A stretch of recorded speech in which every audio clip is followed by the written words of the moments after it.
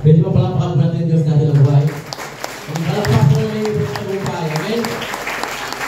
Praise God. Alam niyo po na we are so blessed kasi yung 23 years na ginawa ng Panginoon, hindi pa po tapos ang Panginoon dito sa lugar nito. Ano pa ba tayo dito? Amen? Are you blessed?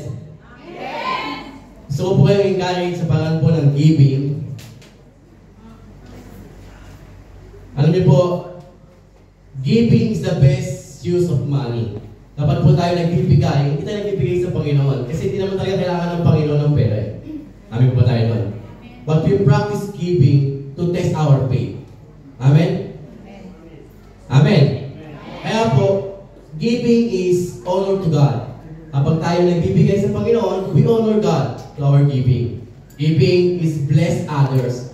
Kaya po na itong 23 years natin, hindi tayo narating ng 23 years kung walang mga tapat na anak ng Diyos na nagbibigay sa gawain ng Panginoon. Amin po tayo doon?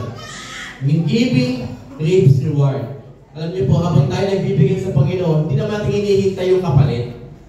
Kasi ginagawa naman natin to dahil mahal natin ang Panginoon. Amen? Amen po ba tayo doon? And giving is act of worship.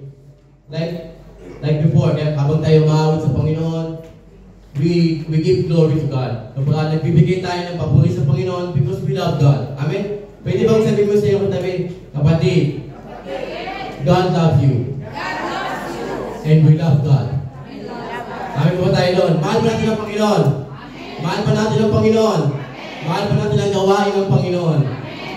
Alam niyo po, sabi po sa Matthew chapter 3 verse 10, bring the whole tithe into the storeroom, so that there may be food in my house, and test me on this, say the Lord. Alam niyo po, ang Diyos, tinetest niya po tayo sa parang po ng pagbibigay. Amin po ba tayo doon?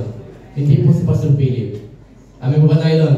Kaya nga po, sabi diyan, yung test po, na yung test na may kasamang pangako. Test with the promise. Amen? Test with the promise. Ano ba yung pangako? What's the promise? If I will not open for you the windows of heaven and pour out for you a blessing until it overflows. Amen po ba tayo doon? Amen po ba tayo doon? Amen? Alam niyo po, sometimes, nahihirapan tayo magbigay sa Panginoon because hindi talaga tayo minsan nagtitiwala sa pagbibigay. Pero alam niyo ba, this afternoon, naniniwala po ako na tayong lahat ay handa na magbigay sa Panginoon. Amen? Amen!